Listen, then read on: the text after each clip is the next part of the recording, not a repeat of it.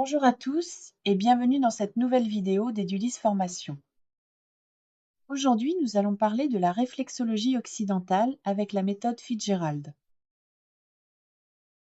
La réflexologie est une pratique manuelle douce. Elle stimule des points précis sur les pieds ou les mains. Ces points, appelés zones réflexes, correspondent à des organes, des zones ou des fonctions du corps. En appuyant sur ces zones, le réflexologue vise à rétablir l'équilibre naturel. Cette méthode occidentale de la réflexologie favorise la détente et active les processus d'auto-guérison appelés homéostasie. Une zone réflexe est un point de connexion précis entre la surface du pied ou de la main et un organe, une glande ou une fonction corporelle. Lorsqu'elle est stimulée par une pression ciblée, les récepteurs sensoriels de la peau transforment cette information en un message nerveux sensitif. Ce signal est transmis par les nerfs sensitifs, voies afférentes, jusqu'au centre d'intégration, moelle épinière et tronc cérébral, où il est analysé. Le système nerveux central émet alors une réponse motrice, voie efférente vers les effecteurs, muscles, organes ou vaisseaux sanguins. Ce circuit, qui passe par la moelle épinière, commence par un stimulus cutané et se termine par une réaction physiologique détente musculaire, meilleure circulation, libération d'endorphines, etc. Au début du XXe siècle, le médecin William Fitzgerald développe sa méthode appelée thérapie de zone. Il divise le corps en 10 zones verticales. 5 lignes partant du centre vers les extrémités droite et gauche du corps permettent de délimiter 10 zones et 3 lignes horizontales, la ligne des clavicules, la ligne de la taille et la ligne pelvienne, reliant les pieds ou les mains aux organes.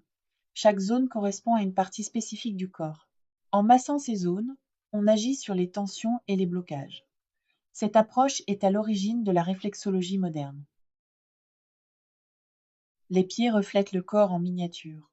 La zone du cou et de la tête se situe sur les orteils. La zone du thorax correspond à la voûte plantaire supérieure. La zone de l'abdomen occupe la voûte plantaire inférieure. La zone du bassin se trouve sur le talon. Les articulations et la colonne vertébrale se situent sur les parties médiales et latérales du pied.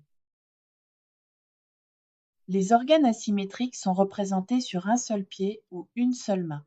Les organes doubles apparaissent sur les 2 pieds ou les 2 mains. Les organes qui s'étendent d'un côté à l'autre du corps apparaissent, une partie sur un pied ou une main, et l'autre partie sur l'autre pied ou l'autre main. Le bord médial correspond à la colonne vertébrale. Le bord latéral correspond aux articulations. Les cartes de réflexologie guident le praticien. Elles schématisent les zones réflexes et leur correspondance organique énergétique. Ces outils visuels aident à localiser les points à masser. Elles sont indispensables pour localiser les zones précises à stimuler, pour personnaliser les soins selon les besoins et pour adapter la technique anatomie ou méridien. C'est le docteur Eunice Ingham qui reprend les recherches sur la thérapie des zones et crée la cartographie des zones réflexes des pieds, encore utilisée aujourd'hui pour l'enseignement et la pratique de la réflexologie. Plantaire. Les cartes de réflexologie varient selon les écoles et traditions, école orientale, occidentale, etc., chacune ayant élaboré sa propre cartographie à partir d'observations empiriques et de principes théoriques distincts. Elle s'adapte également aux objectifs thérapeutiques. Certaines se concentrent sur des troubles fonctionnels, digestion, stress, en travaillant sur des zones étendues, tandis que d'autres ciblent des organes spécifiques, pancréas, estomac, rein, en agissant sur des points précis. Enfin, certaines cartes proposent une approche globale du corps couvrant l'ensemble des systèmes. Ainsi, le découpage des zones peut varier, mêlant des interprétations anatomiques, comme la méthode Fitzgerald, ou énergétique, comme en médecine chinoise, tout en partageant une structure de base commune. Et voilà, cette séance touche à sa fin. J'espère que vous avez appris des choses intéressantes et que cela vous servira pour la suite.